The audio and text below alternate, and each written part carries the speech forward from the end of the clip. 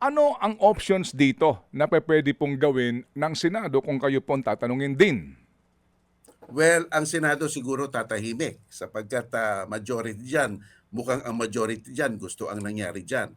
So ang merong legal standing dito ay ang House of Representative. Bagamat sinabi ng desisyon na ang desisyon ay immediately executory, Mhm. hindi nito pine-prevent na maghain ng motion for reconsideration sa Korte Suprema. So mukhang iyan nga ata ang gagawin ng House of Representatives. Unang option yan. Pangalawang option yan, kalimutan na. Hintayin na lang ang February 6 kasi nagbigay rin ng taning ang ating Korte Suprema. Sinabi nila yung 1-year period magtatapos on February 6. Bibilangin yan doon sa pagko-consider dismiss ng Mhm. tatlo. Mhm. Nung pagko-consider dismiss ng tatlo, February 5. Okay? So maghahain ulit kayo ng impeachment complaint.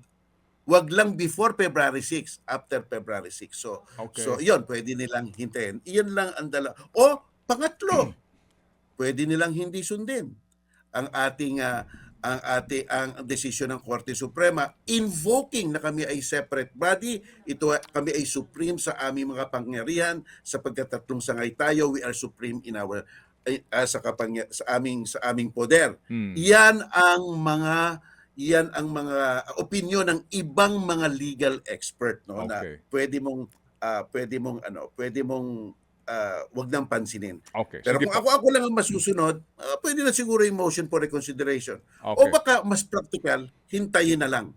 Sapagkat in a sense, Ted, no, if you will look at this in a positive light, magkakaroon ng pagkakataon ng nag-uusig na tignan ulit ang mga articles of impeachment at palakasin at maghagila pa ng mga ebidensya. Sa kabilang panig naman, ang panig ng depensa, si Sara Duterte, mapapag-aralan ulit nila at maghahanda rin sila sa kanilang depensa. So it works both Okey, ways sige rin, no? po. Kung titingnan mo from that positive point of view, kasi minsan ang nakakasigurado lang tayo, Ted, kasi sa mga pangyayaring ito ay ang tinatawag nating antala, delay. Okey. Delay, delay, delay, delay. Kaya hindi rin natin malalaman kung pagdating ng Senate, puro delay dyan.